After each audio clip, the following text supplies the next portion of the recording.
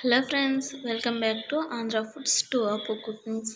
ఈరోజు మన రెసిపీ వచ్చేసి ఎంతో టేస్టీగా ఉండే క్యాలీఫ్లవర్ ఫ్రై. మరి ఇంకా లేట్ ఎందుకు, రెసిపీలోకి వెళ్ళిపోదాము. ముందుగా ఒక స్టీల్ గిన్నెలో నీళ్లు పోసి ఒక 2 minutes వెయిట్ చేయండి. నీళ్లు వేడైన తర్వాత ముందుగా కట్ చేసుకున్న క్యాలీఫ్లవర్ ముక్కల్ని ఆ వాటర్లో వేసి ఒక 5 minutes వదిలేయండి. అలా చేస్తే నీట్గా శుభ్రపడిపోతాయండి. మనం ఎంత ఫ్రెష్గా కొన్నా కానీ లోపల ఎక్కడో ఒక చోట పురుగులు ఉంటాయండి. అందుకే ఇలా హాట్ వాటర్లో వేయడం వల్ల ఆ పురుగులన్నీ పోతాయి.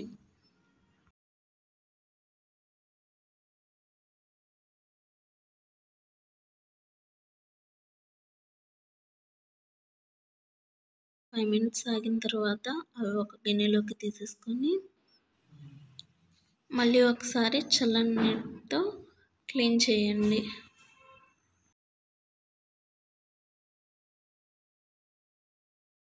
ఇలా 1-2 సార్లు చేయడం వలన అందులో ఉండే పురుగులు అవన్నీ పోతాయి.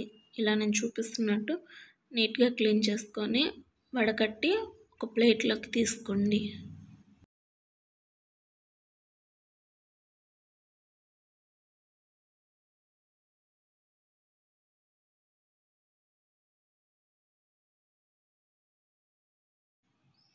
అన్నీ ఇలా తీసేసుకున్న తర్వాత స్టవ్ పైన ఒక కడాయి పెట్టి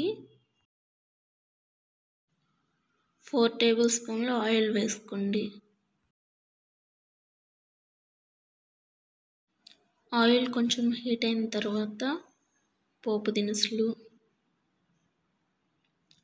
ఎండుమిర్చి, సన్నగా కట్ చేసుకున్న 2 మీడియం సైజ్ ఆనియన్స్ ముక్కలు వేసుకొని ఇలా ఒక్కసారి కలిపేయండి. ఆనియన్స్ త్వరగా మెత్తబడాలి అంటే కొంచెం సాల్ట్ కూడా వేసి ఫ్రై చేయండి.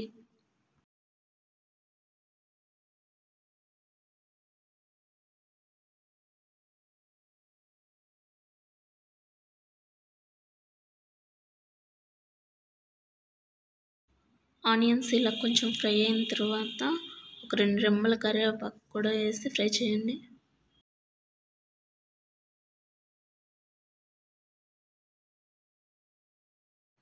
ఈ ఆనియన్స్ ఇలా బాగా ఫ్రై అయిన తర్వాత మనం ముందుగా రెడీ చేసి పెట్టుకున్న క్యాలీఫ్లవర్ ముక్కలను కూడా ఇందులో వేసి ఒకసారి కలిపేయండి.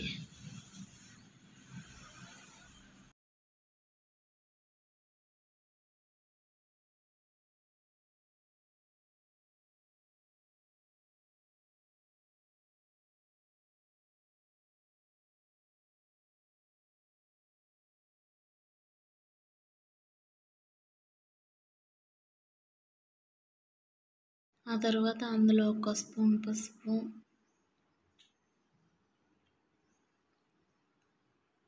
2 స్పూన్ల సాల్ట్ వేసేసి బాగా కలియబెట్టేసి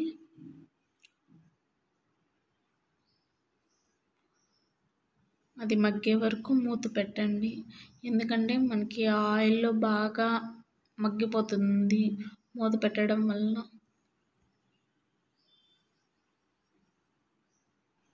ఒక 5 minutes ఆగిన తర్వాత మళ్ళీ ఒకసారి మూత తీసి ఒక్కసారి కలియబెట్టి ఇంకొక 5 minutes మగ్గనివ్వండి.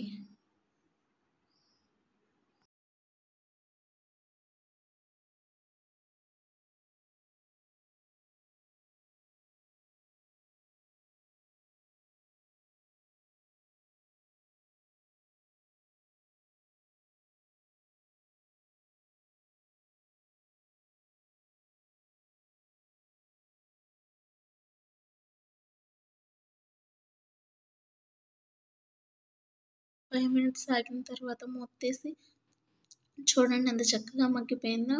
ఇప్పుడు ఇందులోనే 2 స్పూన్ల కారం వేసి ఒకసారి కలిపేసుకోండి.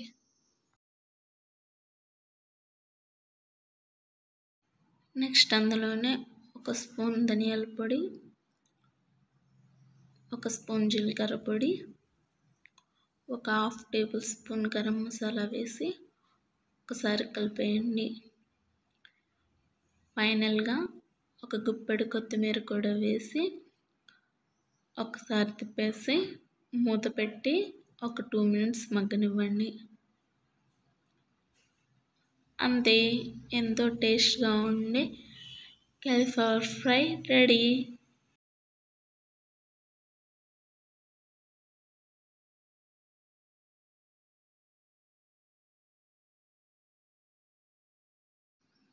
మీకు కనుక నా వీడియోస్ నచ్చితే లైక్ చేసి, షేర్ చేసి, సబ్స్క్రైబ్ చేసుకోవడం మర్చిపోకండి ఫ్రెండ్స్.